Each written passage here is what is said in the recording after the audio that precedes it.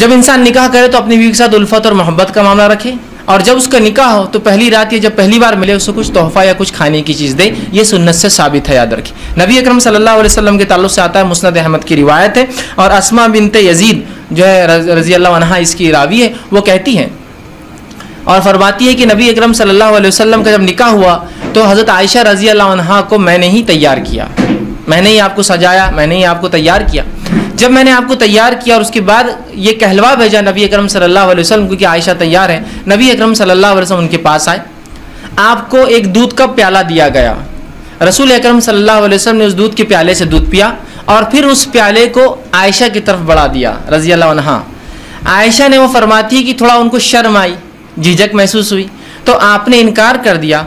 अस्मा कहती है कि मैंने गुस्सा किया और उन्हें डांटा और कहा रसूलुल्लाह दे रहे हैं ना, फिर तुम क्यों नहीं ले रही हो? तो उन्होंने उसको लिया और थोड़ा सा पी लिया।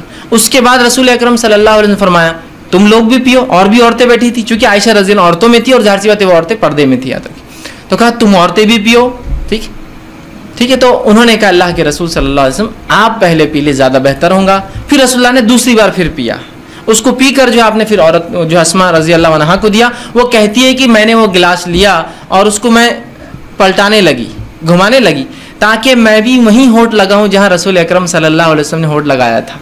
इससे पता चला कि सहाबा के साथ साथ सहाबियात भी कितना मोहब्बत रसूल अकरम सल्लल्लाहु अलैहि वसल्लम से करती थी। ये मोहब्बत का तकाजा है, जिससे आप मोहब्बत करते हैं उसकी हर चीज़ को आप पसंद करें, जहाँ से आपने पिया वहाँ से पीना पसंद। तो वो कहती है मैं खामोशी से लोग ना देखे घुमा रही थी ताकि वहाँ से पीऊँ जहाँ से रसूल अकरम सल्लल्लाहु अलैहि वसल्लम पिया। उसके बाद जब मैं पी चुकी तो रसूलुल्लाह ने दूसरी औरतों से कहा तुम भी पी लो। औरतों ने शर्मा कर कहा कि अल्लाह के रसूल नहीं तो आपने कहा कि देखो दो चीज़ें एक साथ नहीं हो सकती, भूख और झूठ।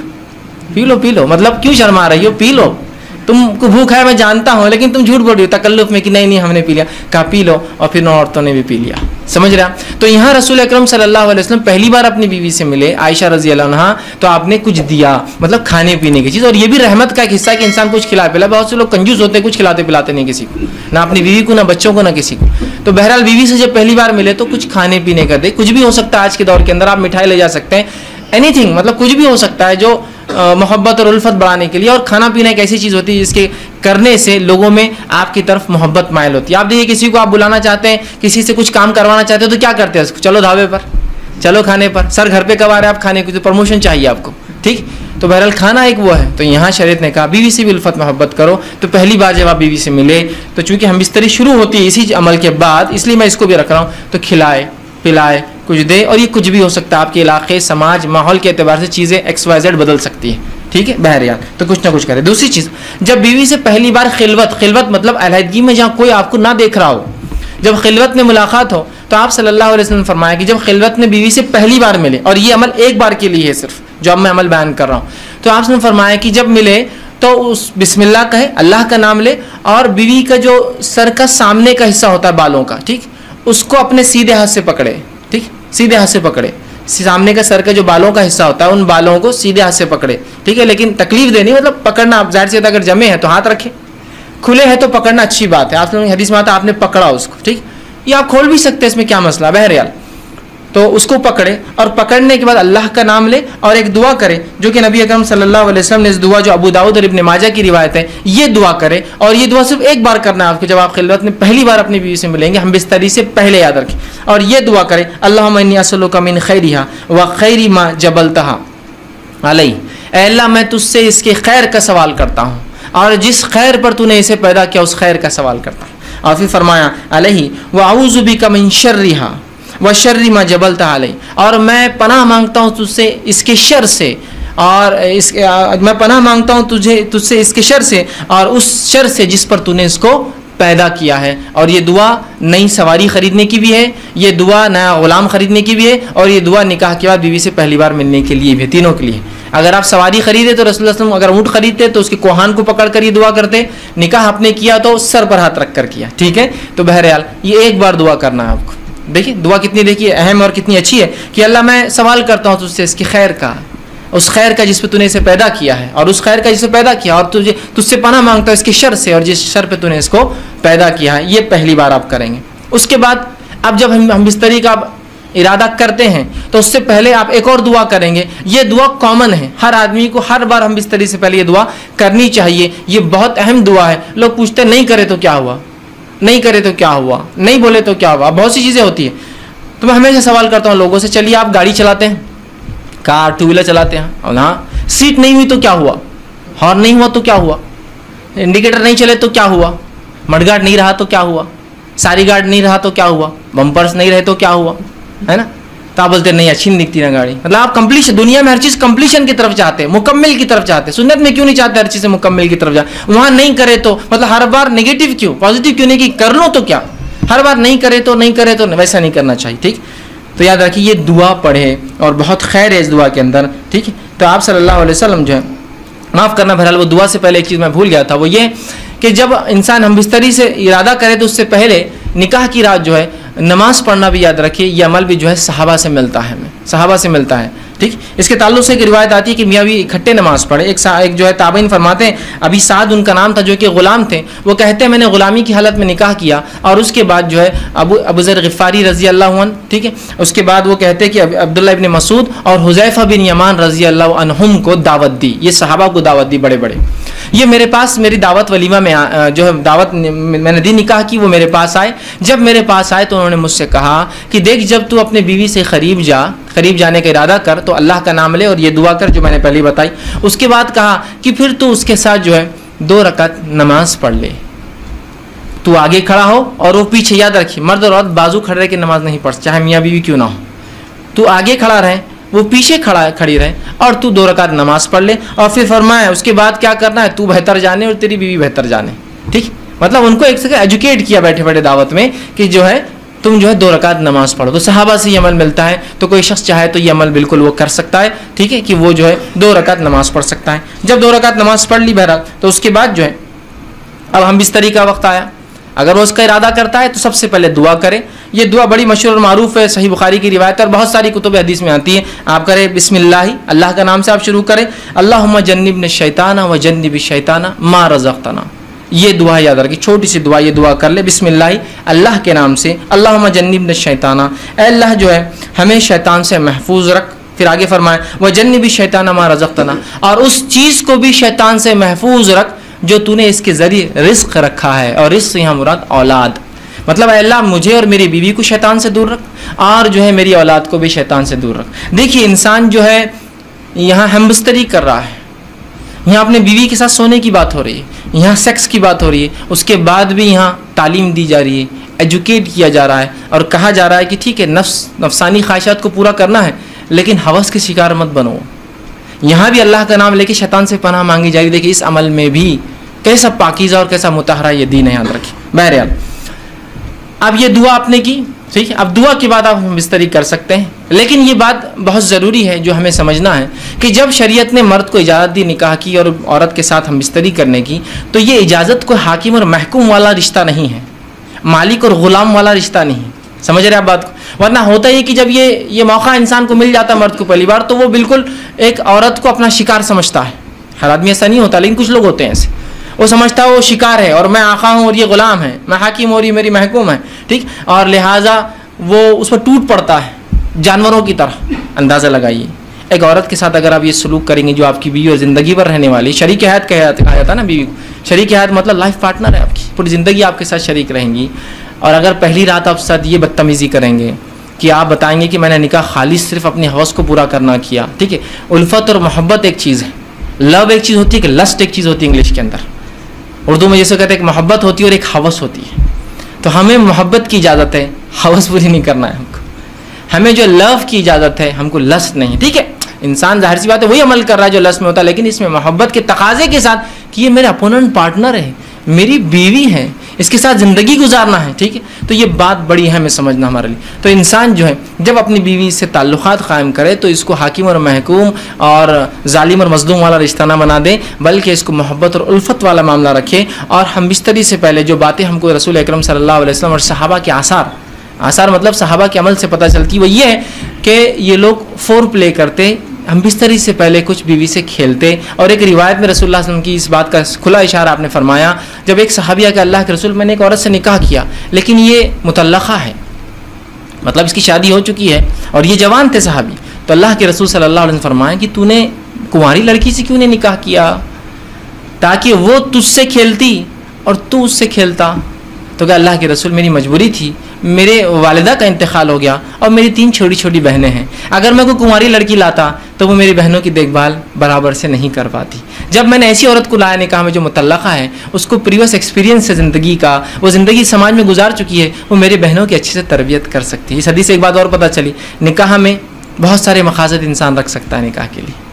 तो एक मकसद ये भी था उनका कि मोहब्बत के साथ साथ बच्चियों के लिए कुछ, मेरी बहनों के लिए कुछ ऐसी औरत आ जाए जो मेरी इनकी भाभी हो लेकिन एक माँ जैसा हो। तो जाहिर सी बात है कुंवारी लड़की ये सब नहीं कर सकती थी, ठीक है। लेकिन इस हदीस में रसूलुल्लाह ने जो फरमाया, तू उसके साथ खेल और वो तेरे साथ खेले, तो ये मोहब्बत जो है ये हम बिस्तरी से पहले इंसान फोर प्ले करे, खेले उससे, मतलब उसको राज़ी करे और मनवाए उस अमल के लिए। इसलिए कि ह्यूमन बींग जो इंसान होते हैं वो मैकेनिकल अमल नहीं कर सकते हैं। मैकेनिकल समझते मशीनें होती, मशीनों का मामला होता है कि आपने जब बटन दबाओ मैकेनिकली शुरू हो जाती है, लेकिन इंसान जो होते हैं वैसे मैकेनिकल नहीं होते, उनको जहनी तैयार होना पड़ता है, फिर जिस्मानी फिजिकल रेडी होना पड़ता है, उसके बाद इंसान कुछ आमाल कर सकता है। याद है, जैसे आपको किससे डील करना है कोई इंसान से, तो बहुत सारी बातें होंगी, मुलाकातें होंगी, ठीक है, उसके बाद कोई डीलिंग फाइनल तक पहुंचेंगे, सेम वैसे होता है। तो इस बात को ध्यान में रखिए और बिलखुसूस पहली रात में तो आप खास तौर से इसको ये ना करें कि टूट पड़ने का मामला करें, बल्कि सुन्नत को लिहाज रखते हुए, शरीयत का लिहाज रखते हुए, इंसानी जहनियतों का लिहाज रखते हुए, सामने वाले फरीक की, आपकी बीवी की उम्र का लिहाज भी रख सकते हो सकता है कोई इंसान 40 साल का और निकाह 20 साल से किया हो, जायज़ है बिल्कुल। तो अब यहाँ समझना पड़ेगा उसकी उम्र का तकाजा वो कम है, तो जाहिर सी बात है, समझ रहे हैं आप बात को, ये तमाम चीज़ें आप जो है जहन में इंसान रखें। तो फोर प्ले जिसको हम कहते हैं कि हम बिस्तरी से पहले कुछ ऐसी चीज़ें जिससे इंसान उस अमल की तरफ राग़िब हो जो अमल उसको अब करना है, जो कि अल्लाह ने उसके ऊपर जायज़ करार दिया और वो मुबाह है उसके लिए करना, हलाल है उसके लिए करना, जिससे अपने आप को तस्कीन दे सकता, सुकून हासिल और इत्मीनान हासिल कर सकता। समझ रहे आप बात को? तो फोर प्ले की बड़ी अहमियत है। इसके अंदर मुख्तलिफ चीज़ें हो सकती है, इंशाल्लाह आगे आएंगा तो उसमें मैं कुछ ना कुछ पॉइंट्स उसके डिस्कस करता जाऊँगा, ठीक। तो फोर प्ले होगा उससे पहले कि इंसान तैयार करे अपने फरीक को। दूसरी चीज़ ये कि दोनों का इस अमल के लिए राज़ी होना ज़रूरी है। हम इस तरीके के लिए दोनों का इस अमल के लिए राज़ी होना ज़रूरी, याद रखिए, इसलिए कि ये कोई वन साइड मामला नहीं है। और मर्द के राज़ी होना ये बिल्कुल वाज़े होता है, लेकिन औरत राज़ी है नहीं राज़ी है ये वाज़े नहीं होता है। मर्द इस अमल के लिए राज़ी है, वो ज़ाहिर है उसकी जिस्मानी कैफियत और उसका जिस्मानी कैफियत इसकी इशारा कर देती है कि मर्द तो राज़ी है इस अमल के लिए, लेकिन ज़ाहिर सी बात है औरत के अंदर ऐसी कोई चीज़ नहीं है जिससे पता चल सके कि इस अमल के लिए वो राज़ी है। बात समझ रहे हैं आप मेरी, ठीक। तो ज़ाहिर सी बात है दोनों की रजामंदी ज़रूरी है। तो मर्द राज़ी है, औरत समझ सकती है, लेकिन औरत राज़ी है, मर्द समझ नहीं सकता है उसके, ज़ाहिर सी बात है जिस्मानी एतबार से।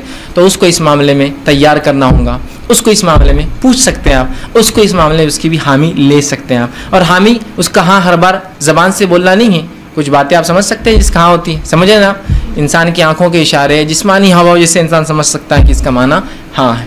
इस मामले में ख़वातीन से मेरी बिलखुसूस दरख्वास्त या नसीहत जो होगी वो ये है कि बहुत सारी औरतें, मर्द तो राज़ी है उस अमल के लिए, पहले दिन की बात, जब हम आम बात कर रहे हैं तो ये बात याद रखिए, और ये हमेशा के लिए आम एतबार से भी और उस दिन के लिए भी ख़ास भी, निकाह के रात भी और उसके बाद भी, कि औरतें जो है अपनी रजामंदी का भी अपने शौहर से इजहार करे।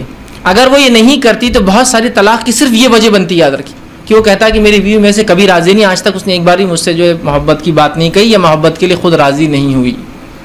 तो औरतों को भी इस मामले में आगे हिस्सा लेना पड़ेगा बढ़कर, क्योंकि ये एक ऐसी चीज़ है इसमें सिर्फ मर्द शामिल नहीं है। अगर औरत अपना हिस्सा नहीं रखेंगी तो मर्द के लिए, मैं माफ़ करना अल्फाज अगर मेरे सख्त लग रहे हो तो, लेकिन समझिए इस बात को, मर्द के लिए सिर्फ आप एक खिलौना हो जाएंगे, इसके अलावा आपकी कोई हैसियत नहीं बाकी रहेंगी। हज़रत रसूल क्या फरमा रहे हैं कि तू उस कुंवारी से निकाह करता तो वो तुझसे खेले और तू उससे खेले। देखिए अल्फाज गौर कीजिए हदीस की, दोनों के लिए कहा, ये नहीं कहा कि तू उससे खेले, वो तुझसे खेले और तू उससे खेले। तो यहाँ रसूलुल्लाह सल्लल्लाहु अलैहि वसल्लम इशारा कर रहे हैं कि अगर कुंवारी होती तो वो तुझसे खेलती, मतलब वो एक पार्ट बनती उस गेम का, वो उस खेल के अंदर तेरी हिस्सेदार बनती, शरीक बनती। तो ये बातें, ये बेहाई, अब देखिए बहुत सी बार मैं समझता हूँ शौहर के साथ कमरे में रह के भी आप बेहाई का सोचेंगे तब मैं समझता हूँ अब कोई तकाजे बाकी नहीं रहे। यहाँ बेहाई और है कुछ नहीं है, अब आपका शौहर है वो, ये आपको समझना पड़ेगा, ठीक है। तो यहाँ औरतें अपनी रजामंदी का इजहार करें, जो मुख्तलिफ तरीक़ों से वो कर सकती है, याद रखिए मुख्तलिफ तरीक़ों से कर सकती है। जब ये औरतें इसमें लैक कर जाती है, कमज़ोर पड़ जाती है, तो मर्द को ऐसी औरतें पसंद आ जाती है जो इस तरफ इशारे करती है और मायल करती है। जो बुरी औरतें होती है, जो फ़ाहिशाएँ होती है, वो अपनी रजामंदी का कंटिन्यूस इजहार करते रहती है। तो जब औरतें हैं जिनके लिए जायज़ अपने शौहर से जो काम करना, तो क्यों नहीं वो अपने इजहार करती, क्यों नहीं बता रही हो? क्योंकि मर्द तराजी है, तैयार है, उसके जिस्मानी कैफियत से पता चल जाता है। औरत तो कैसे पता चलेंगे अब तक कि आप नहीं बताएंगी। और इसमें कोई हया और बेहयाई का तकाजा नहीं। याद रखिए आपकी मोहब्बत और उल्फत है, और इसको कहेंगे मोहब्बत की सबसे ऊंचाई याद रखिए जो मियाँ और बीवी के बीच में होती है। तो आप भी अपनी रजामंदी का ज़रूर जो अपने शौहर से इजहार करें, ठीक है। वरना अक्सर तलाक़ों की वजह ये बनती है कि बीवी, शौहर का दावा है कि बीवी ने आज तक फ़ला नहीं किया, और फिर वो इल्ज़ाम लगाता है इसका सेक्स कमज़ोर है या इसकी क़ुव्वत बाह इसमें नहीं है और फ़ला नहीं है और फ़ला नहीं है। तो वो सब तरफ क्यों जा रहे हैं? शरीयत ने आपको बता दिया, रसूलुल्लाह सल्लल्लाहु अलैहि वसल्लम कह रहे हैं। और ज़ाहिर सी बात है हर चीज़ खोलकर बाहर करना ज़रूरी नहीं, क्या इतना काफ़ी नहीं तू उससे खेले और वो तुझसे खेले, इतना काफ़ी नहीं है हमारे लिए समझना? क्या और वजाहत चाहते हैं आप पूरी चीज़? क्या पूरा पिक्चर दिखाना चाहते हैं? क्या ये बताए तो हमको समझ में आएंगे? नहीं, इशारा काफ़ी होता है। और मोमिन के लिए तो इशारे बहुत ज़्यादा काफ़ी होते हैं। अक्लमंद को इशारा काफ़ी होता है। लोग कहते हैं, मैं कहता हर मोमिन अक्लमंद होता है, और उसको अपने नबी और शरीयत के हर इशारे काफ़ी हो जाते हैं, वो समझ जाता है बाकी क्या है। तो औरतों को भी इशारा इस हदीस के अंदर। बहरहाल आगे बढ़िए।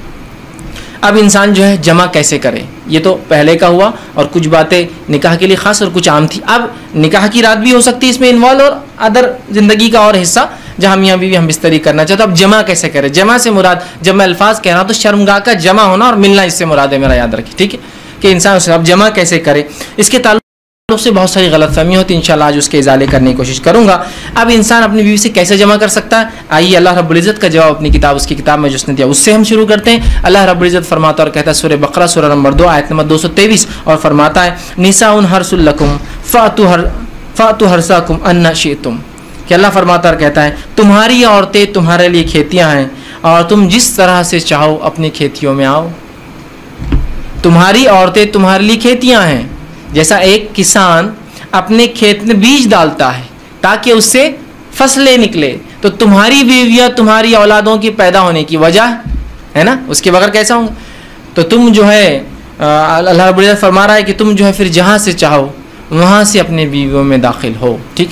अब इसके ताल्लुक से क्या वाक़या आता है, इसके शायन नुज़ूल में रख देता हूँ, तो वो पहली बात बिल्कुल इंशाअल्लाह जो आयत है वो वाज़ेह हो जाएंगे, क्लियर हो जाएंगे। आइए, जो है सही बुखारी की रिवायत है, जाबिर रज़ी अल्लाह अन्हु फरमाते और कहते हैं, यहूदी जो है ये बात कहा करते थे कि आदमी अगर अपनी बीवी से शर्मगाह में अगले हिस्से में जहाँ से औलाद पैदा होती है, ठीक है, वहाँ अगर हम बिस्तरी पीछे से खड़े रहकर करे, पीछे होकर करे बीवी के, समझ रहे आप बात को, कि अपने बीवी से सही जगह मतलब शर्मगाह का अगला हिस्सा उसमें हम बिस्तरी करता है जहाँ से औलाद पैदा होती है, लेकिन पीछे से खड़े रहकर करता है, तो इससे औलाद भेंगी पैदा होती है। मतलब आंखें उसकी स्क्विन जिसको कहते हैं, मतलब आंख ढलती हुई या दोनों आंख ढलती हुई होती है ना, बांगा जिसको आम जबान में कहते हैं, ठीक है, ये भैंगा जिसको बोलते हैं, तो वैसा पैदा होता है। जब ये बात सहाबा तक पहुंची तो सहाबा ने रसूलुल्लाह सवाल किया, अल्लाह के रसूल, यहूदी कहते हैं कि ऐसा अगर करने से बच्चा भैंगा पैदा होता है, स्क्विंट होती है उसकी आंखें, ढलती हुई होती है, ख़राब होती है, दोनों बीच में आ जाती है। तो आप सल्लल्लाहु अलैहि वसल्लम ने उसके जवाब में अल्लाह रब्बुल इज़्ज़त ने यह आयत नाजिल की। जब यह आयत नाजिल हुई तो आपने फरमाया और कहा, आगे से या पीछे से मगर मुकाम पैदाइश में। आप समझे क्या कहा? आगे से या पीछे से, लेकिन मुकाम पैदाइश में। समझ रहा? मतलब जहाँ से औलाद पैदा होती है वहीं इंसान कर सकता है, इसके अलावा करना हराम है। इंशाल्लाह उसकी तफसील आगे रखूँगा क्या हराम है इस मामले में, ठीक है। तो चाहे इंसान आगे से हो पीछे से हो, लेकिन मुकाम पैदाइश में। आइए दूसरी रिवायत, अब्दुल्लाह इब्न अब्बास रज़ी अल्लाह अन्हु फरमाते हैं, ये अबू दाऊद की रिवायत आपने फरमाया, तब थोड़ी तवील रिवायत है लेकिन बहुत सारी बातें इल्म की इसमें आ रही है इस रिवायत के अंदर, बिलखुसूस इस मसले के ताल्लुक से। वो कहते हैं मदीना में अंसार जो है यहूदियों की इत्तिबा करते थे, क्योंकि अंसार तो मुशरिक थे, इनके पास कोई अकीदा नहीं था, ये तो, लेकिन अहले किताब को ये बड़ा ऊंचा समझते, चूँकि वो किताब के हामिल लोग थे, तो हर चीज़ में वो यहूदियों को फॉलो करते। हत्ता कि यहूदी अपने बीवियों को चित लिटाते, मतलब चेहरा ऊपर और औरत लेटी है, और उसके बाद हम बिस्तरी करते, ताकि इससे क्या होता है, सतर के लिए भी अच्छा है। इंसान जब मर्द लेट जाता है औरत पे तो पूरी ढक भी जाती है, तो तहरत के लिए भी अच्छा होता है, और सतर पोशी के लिए भी खामों का ज़्यादा सतर खुलता नहीं है, अच्छा होता है। तो यहूदी सिर्फ इस पोजीशन को, इस तरीके को हलाल मानते थे। चूंकि अंसार रसूलुल्लाह सल्लल्लाहु अलैहि वसल्लम के आने से पहले, इस्लाम से पहले इनको देखते थे, इनको फॉलो करते थे, इस मामले में भी यहूदियों को फॉलो करते थे। कि नहीं, यहूदी बोल रहे थे अहले किताब है, इनके पास एक दीन धर्म था जो अल्लाह की तरफ से आया, तो लिहाजा इनको फॉलो करना चाहिए, तो इस मामले में उनकी भी इत्तिबा करते थे। अब्दुल्लाह इब्न अब्बास रज़ी अल्लाह अन्हु फरमाते, लेकिन हम जो है, जो मुहाजिर थे, हम मक्के वाले लोग, मक्के के जो लोग थे, वो मुख्तलिफ किस्म से अपने बीवियों से ताल्लुकात कायम करते, आगे से पीछे से लिटाकर, हाथों पे उनको खड़े करके, मुख्तलिफ चीज़ों से, और जिन्स की जो है हम बिस्तरी की लज्जतें उठाया करते थे। लेकिन जब मुहाजिर मदीना पहुंचे और अंसारियों से निकाह शुरू किया, और जब एक मुहाजिर ने एक अंसारी औरत से निकाह किया और निकाह करने के बाद जैसा उनका तरीक़ा था कि वो मुख्तलिफ अंदाज से मुख्तलिफ तरीक़ों से सही जगह में बिस्तरी करते, मतलब शर्मगाह में, मतलब अगले हिस्से में करते, जब उसने डिमांड किया उस शख्स ने, तो उस अंसारिया ने कहा हम तो सिर्फ एक तरीक़ा अपनाते। उस औरत ने, वो भी सहाबिया थी, वो है चित लेटना और तुम ऊपर से रहो। इसने कहा ऐसा क्यों, हम तो मुख्तलिफ चीज़ें करते हैं इसमें, जिसको आम ज़बान में बहरहाल आसन कहते हैं, लोग बहरहाल समझते हैं आसन कहते हैं इसको, शायद संस्कृत का लफ्ज़ है ये हिंदी का लफ्ज़ है बहरहाल।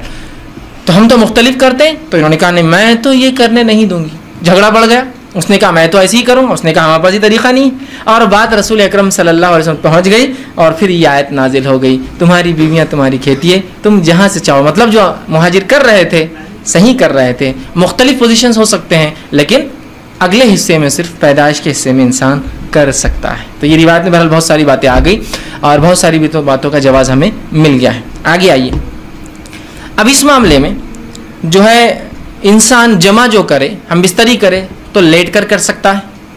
लेटने में जितनी पोजीशंस हो सकती है वो इस्तेमाल कर सकता है। शर्त एक ही है, वहाँ इंसान अपनी शर्मगाह को दाखिल करे, औरत की शर्मगाह में जहाँ से औलाद पैदा होती है, ठीक है, वही एक जगह है। दूसरा, बैठ कर सकता है, जितनी पोजीशंस हो सकती है इसके लिए, शरीयत ने इससे कोई मुमानियत का इजहार नहीं किया, लेकिन सबसे बेहतरीन पोजीशन औलाद की पैदाइश में और उसमें साजगार होने में वही है जो औरत को लिटा कर करे, इसलिए कि उसमें सीधा मर्द की शर्मगाह ऊपर से होती है और औलाद की पैदाइश के चांसेस ज़्यादा होते हैं उस मामले में, बहरहाल ठीक।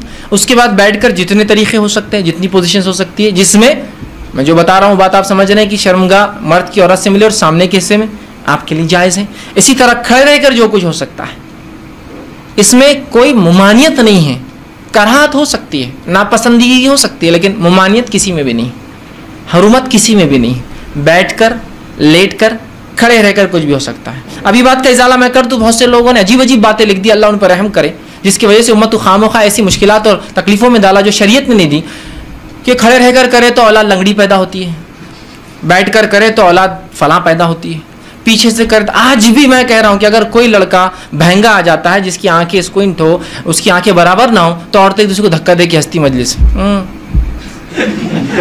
बहन के माँ बाप ने क्या करे थे, देखो बच्चा, आज भी मैं कह रहा हूँ, कैसी अजीब बात है यार। शरीयत क्लेरिफिकेशन दे रही है, कुरानी आयतें नाजिल हो रही है, और उसके बाद भी क्या हमारी अक्ल, अब अक्लों का क्या भाई, इल्म की कमी ही ये सब चीज़ों की वजह है। लाइल्मी जो नुकसान पहुँचाती है ना, वो कोई चीज़, कोई हथियार, कोई दुश्मन आपको जो नुकसान नहीं पहुँचाएंगे ना, आपकी और हमारी लाइल्मी इस्लाम के ताल्लुक से नुकसान पहुँचाती है। बहरहाल तो कोई भी पोजीशन इख्तियार कर सकती, कोई मुमानियत किसी भी पोजीशन की साबित नहीं है, ठीक। इसी तरह सेकंड चीज़, हम बिस्तरी के अंदर बीवी को चूमना और बोसा लेना जिस्म के हर हिस्से को जायज़ है सिवाय शर्मगाह को छोड़कर। ये मामला औरत के लिए भी मर्द के लिए है। बीवी को चूमना या शौहर को चूमना, बीवी को बोसा लेना या शौहर का बोसा लेना तमाम जिस्म पर जायज़ है सिवाय शर्मगाह छोड़कर। समझ रहा, औरत का अगला और पिछला हिस्सा, और शर्मगाह दो चीज़ें होती, मर्द का अगला और पिछला हिस्सा और औरत का अगला और पिछला हिस्सा। इसको छोड़कर तमाम आज़ा को चूमना या बोसा लेना आपके लिए जायज़ है। इसके मुख्तलिफ तरीक़े हो सकते, वो तमाम जायज़ है। बोसा लेने के मुख्तलिफ तरीक़े हो सकते, पूरे जायज़ है। इंसान जो है मुख्तलिफ सर पे लेता है, पेशानी पे लेता है, गाल पे लेता है, होठ पर ले सकता है, तमाम जायज़ है। इसके अलावा जिस्म पर ले सकता है, ये जायज़ है। हाँ, सिर्फ अगला और पिछला शर्मगाह का हिस्सा छोड़कर तमाम जिस्म पे बोसा लेना और चूमना जायज़ है, इंक्लूडिंग एवरीथिंग मैं कह रहा हूँ, ठीक। उसके बाद एक्सक्लूडिंग सिर्फ दो चीज़ें, ठीक। उसके बाद दूसरी जो गलतफहमी होती है, लोग सवाल करते हैं, वो ये है क्या मियाँ बीवी एक दूसरे के जिस्म को तमाम हिस्सों को हाथ लगा सकते हैं? तो हाँ, मियाँ और बीवी अपने जिस्म के तमाम हिस्सों को हाथ लगा सकते हैं, इंक्लूडिंग मिलाकर अपनी शर्मगाह का अगला और पिछला हिस्सा। चूमने में नहीं याद रखें, लेकिन हाथ लगाने में इजाज़त है। इसी तरह मियाँ और बीवी अपने जिस्म के तमाम हिस्सों को देख सकते हैं, इंक्लूडिंग अगला और पिछला हिस्सा शर्मगाह का। कोई ना देखना चाहे उसका अपना मसला है, उसकी अपनी तहरत में उसका आला मुकाम है, लेकिन इसकी कोई हुर्मत और कराहत साबित नहीं है, याद रखिए। इसलिए कि आपसे सवाल है, अल्लाह के रसूल हमने बीवियों का क्या देखे और क्या ना देखे? तो कहा तुम अपने बीवियों का सब कुछ देख, अपने बीवियों और लौंडियों का जो चाहो सब कुछ तुम देख सकते हो। तो हदीस ने खुली आपको इजाज़त दे रखी है। चूमने के मामले में दो हिस्से छोड़कर आपको तमाम इजाज़त है। छूने के मामले में तमाम आज़ा और देखने के मामले में तमाम आज़ा। ये बात इसलिए कह रहा हूँ कि बहुत से लोगों ने पता नहीं ऐसी बातें कह दी, अल्लाह रहम करे, कहाँ से लाए मुझे नहीं पता, कि अगर बीवी की शर्मगाह देखी तो औलाद बिगड़ी भी पैदा होती है। अरे अल्लाह, तो कैसे रिस्ट्रिक्शंस हम दे रहे हैं जो रिस्ट्रिक्शन शरीयत के नहीं है। कैसे, मतलब सोचिए ना आप, कैसी अक्ल काम नहीं करती कि ऐसे कैसे रिस्ट्रिक्शन हो सकते। ठीक, तो लिहाजा इस बात के ताल्लुक से लोग बहुत सवाल करते हैं। मैंने उसका क्लेरिफिकेशन पूरा बहरहाल सवाल के ताल्लुक से दे दिया। दोनों ही चीज़ है, दोनों ही चीज़ याद रखिए। सिर्फ बोसा लेना और चूमने के अलावा छूने के मामले में और देखने के मामले में मियाँ और बीवी कंप्लीट राइट है, कंप्लीट हक है, वो जो चाहे इस मामले में कर सकते हैं, याद रखिए। ठीक, अब आइए इस मामले में हम इस तरह मनाही किस चीज़ से है वो भी देख लें, और अफजल कब और कहाँ और कैसे है, ठीक, वो भी एक देख लेते हैं। आइए आगे बढ़िए। तो इस मामले हम बिस्तरी में दुबर पीछे से, मतलब शर्मगाह के पिछले हिस्से में औरत के दाखिल होना हराम है, जिसको आम ज़बान में कहेंगे पैखाने की जगह। ठीक, औरतों के जो शर्मगाह होती है वो मर्दों के मुकाबले में मुख्तलिफ होती है इस मामले में कि मर्द की शर्मगाह का एक ही हिस्से से पेशाब भी निकलता है और मरी भी निकलता है, लेकिन औरतें मुख्तलिफ, तो औरतों के पेशाब की जगह अलग होती है और शर्मगाह अलग, जहाँ औलाद पैदा होती है वो जगह अलग होती है, और पैखाने की जगह अलग होती है। तो मर्दों में 2 ही हिस्से हैं जहाँ से निकलता, औरतों में 3 होते हैं, याद रखिए। तो याद रखिए मर्द के लिए औरत की जो है शर्मगाह के अलावा कोई भी अमल करना दुरुस्त नहीं, और बिलखुसूस दुबर की तो हुर्मत शरीयत ने इतनी सख्त साबित की। मुस्नद अहमद की रिवायत है, जो है उम्मे सलमा रज़ी अल्लाह अन्हा फरमाती हैं, जब मुहाजिरीन अंसार के पास मदीना आए तो इनकी औरतों से जो है शादियाँ रचाई। मुहाजिर औरतों को ज़मीन पर लिटाकर या इनके हाथ को ज़मीन पर रख कर घुटनों के बल इनको कर कर जिमा करते थे, फ़ायदा उठाते थे। मुहाजिरीन में से एक आदमी ने अंसार की औरत से निकाह कर लिया और इरादा किया कि वैसे ही काम करे जैसा वो उनके पास चलन था करे, तो उसने इनकार कर दिया और कहा जब तक रसूल अकरम सल्लल्लाहु अलैहि वसल्लम पूछ कर नहीं आऊँगी, अमल नहीं करने दूंगी। उसने कहा ठीक है, जा पूछ कर आ जा।